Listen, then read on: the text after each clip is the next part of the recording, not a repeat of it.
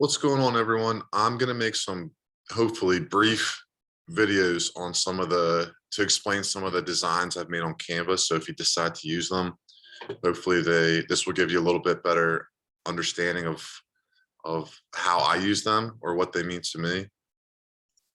So I'm going to talk to you about a free resource. It's on my Teacher Pay Teacher account. All right, this is a blueprint that I use for managing behaviors, whether it's in a classroom for class guidance, whether it's in the hallway, whether it's during small group. Now, big disclosure, I think one thing that counselors, social workers, administrators, coaches need to do a better job at when suggesting tools and strategies to teachers is to be explicit and clear when saying that this is a tool for your toolbox, not the tool, meaning that there are other tools that I use, other strategies that I use when managing a classroom or working with a student. This is not I'm not going to sit here and pretend like this is going to fix a situation or solve all of your problems, but it is an effective strategy when used correctly for most kids. There's always going to be exceptions, always going to be exceptions. All right. But just quickly, if we look up here, the acronym is CALM. I know as teachers and educators how much we love acronyms. That's a joke. All right. So the first thing when working with the student, and say a student is calling out, or let's just use the example of a student on their cell phone, maybe in the middle of class.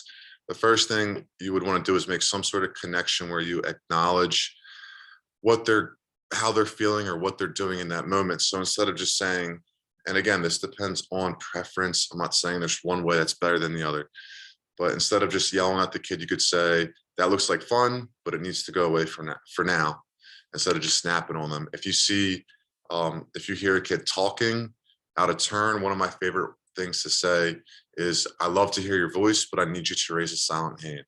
Or I love how excited you are about this, but I need you to wait quietly. All right, so it's really validating the behavior without encouraging it. All right, so letting them know that you see them, but without encouraging the bad behavior. So some examples are over here. This is another good one. If a student is dancing in the middle of class or in the middle of the hallway, you could say awesome dance moves, but they need to wait for recess. All right. So if a student does not, if that connection part, the first part, doesn't redirect them by itself, then you would want to move on to giving them some forced choices. All right. So an example, let's use the cell phone example.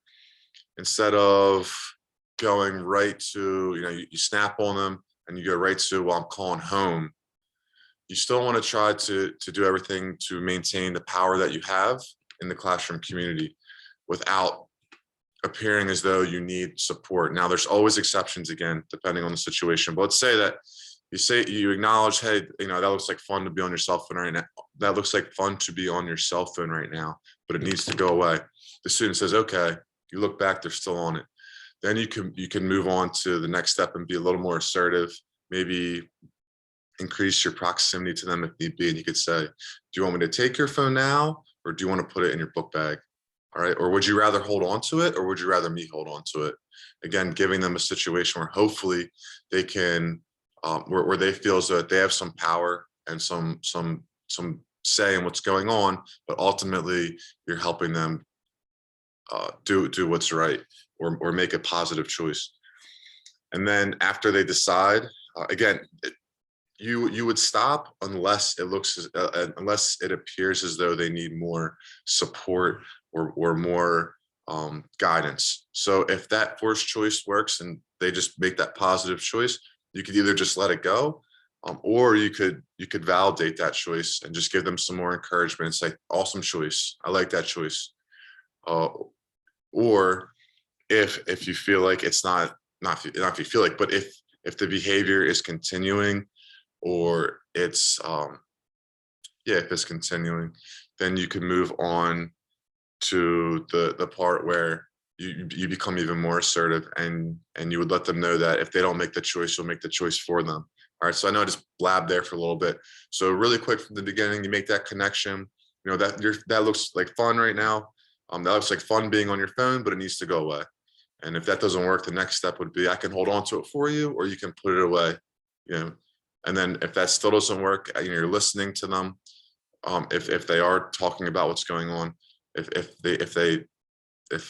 that didn't redirect them, then you could say, if you can't choose, I'll choose for you. All right.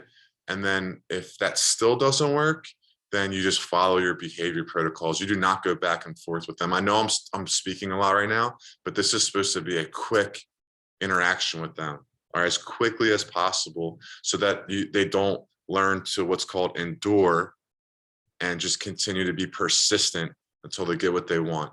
So you make the connection, you give them a forced choice, you listen to them. If they need that little extra structure, or if they need you to be more decisive, then you could, during the listen part, you could say, I need you to choose, or I'll choose for you.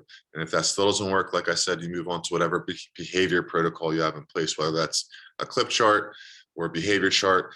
If they are able to make a positive choice, if they are able to be redirected, then it's really important for not all students, but a lot of students, to hear that the problem is done with. All right. People process things differently. It's important to let them know that the problem is done with, you're moving on. So whatever just happened in that minute and a half interaction, hopefully less than that, it's done with, it's solved, we're moving on to whatever's next. All right. So some examples I gave here, you could just say the problem's done with. That's one I use a lot. The problem's done with, we fixed it, we're moving on. All right, just giving them that extra reassurance.